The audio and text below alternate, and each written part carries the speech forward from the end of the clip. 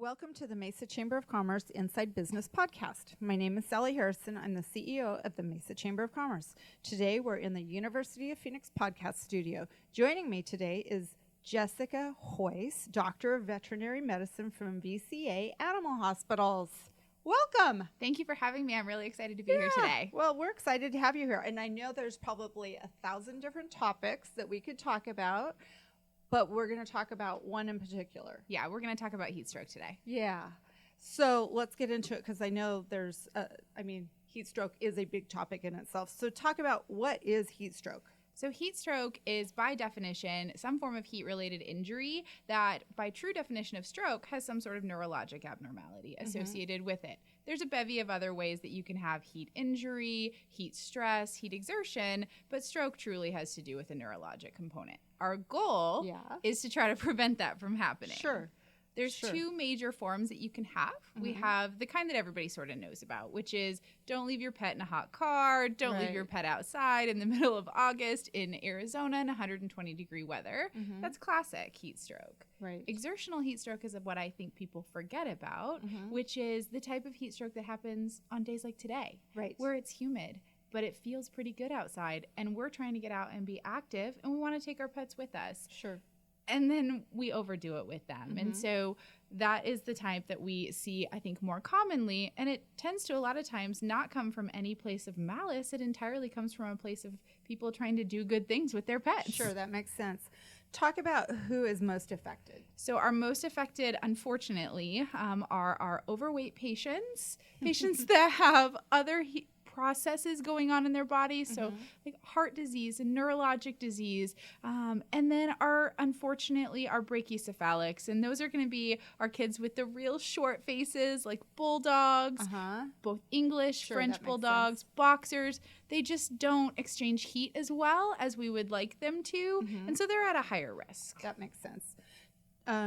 Talk about the signs. Like, what should people look for? Yeah, so signs can range from anything really mild, like panting and anxiety, and more seriously, it can range to weakness, collapse, pale gums. Our goal is to try to see these signs early, and a lot of it has to do with knowing your individual dog. How does your dog do normally? Sure, if you notice that normally when we go for a walk, Fluffy's keeping up with me and happy and a little bit panty, but not too affected, and then all of a sudden you guys are going for a walk and Fluffy is a few feet behind you and more sluggish and tired and is doing that real fast, heavy pant.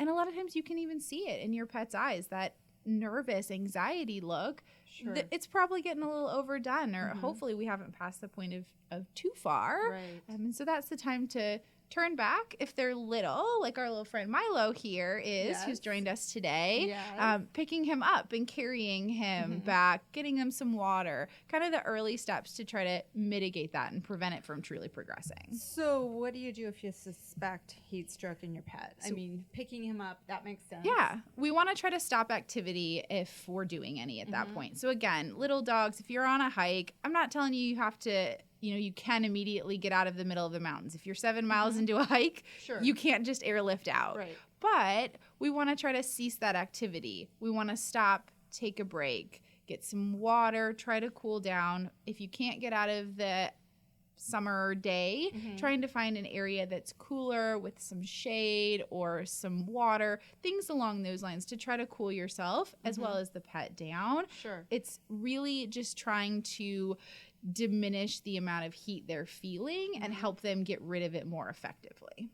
All right. So it's not really just based on the temp outside. It's not. It's really not. And that's, I think, probably the biggest misconception is that you only get heat stroke in the middle of the summer. Right. To be completely honest, I see less heat stroke in the middle of the summer than I see right now. Probably because more people are aware. Exactly. Yeah. Exactly. People think they know about heat stroke. They think they know what to do and what not to do, but they forget about humidity. They forget about 70 degrees can still get hot. And so we want to make sure that we're opening that awareness up. Sure. So we're talking about animals today.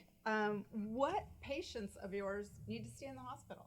So the patients that need to stay in the hospital are patients that have true neurologic signs, so that are not mentally appropriate, that maybe have collapse, that are very, very weak. We can see them come in pretty various stages of shock as well. And so some of those guys need to stay with us.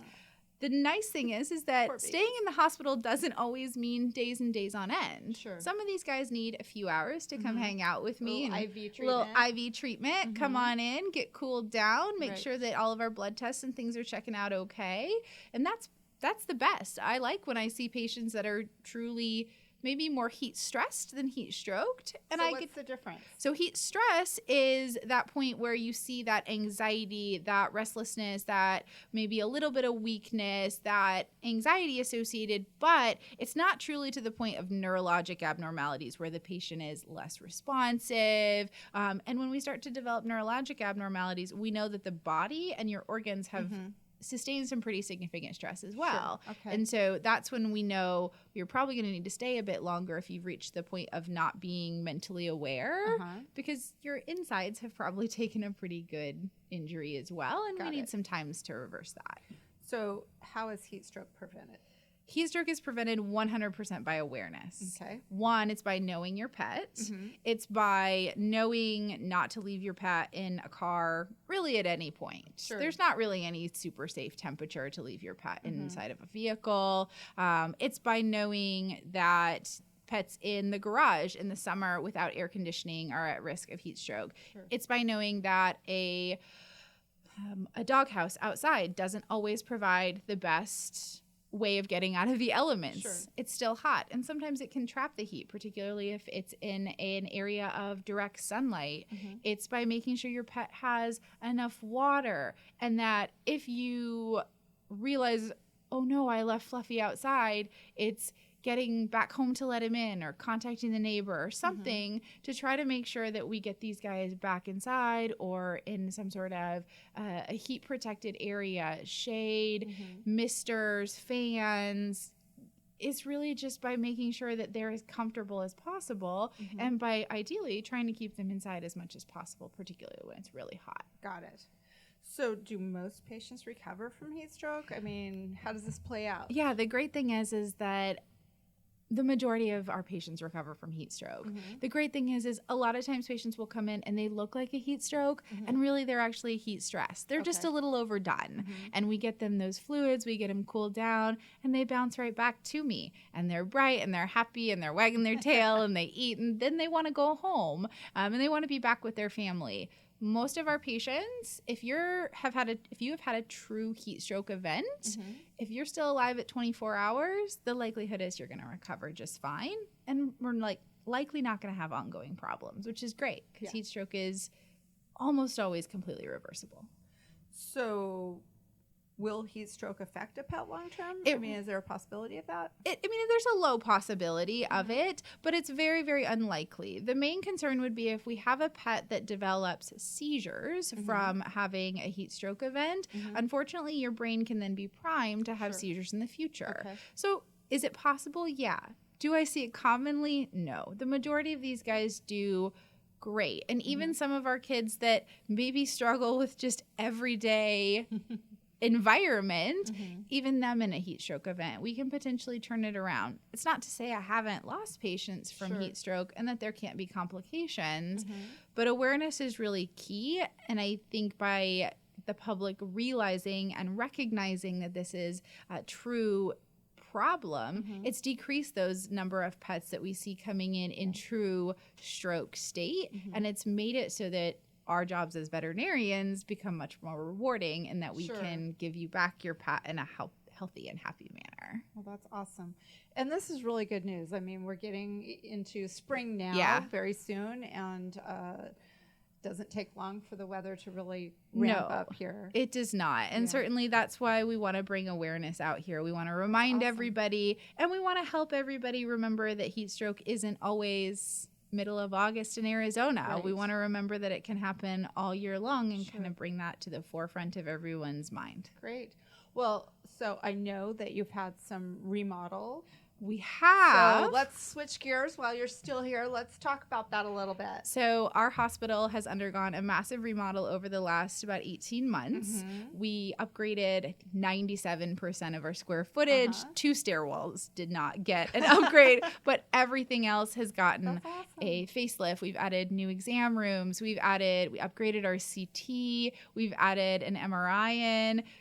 We are adding new specialists to our team, and so we're really continuing to grow. Not only did this renovation allow us to remodel and put a facelift on our hospital, but it truly made our hospital more comfortable, not only for our patients, but for our clients as well. And that's our entire goal. Our entire goal is for everybody who comes into our hospital to have a fantastic experience. We know it's stressful. We know you don't always want to be seeing us. No, you're really the last people that pet owners want to see. And that's okay. And I'm willing to own that. But my goal is that if you have to see us, then you have as good of an experience as possible, and that whatever the outcome, you're happy you came and saw us, and that we were able to provide you with that great experience. Well, I thank you personally because your team has saved 2 of my dogs from different issues.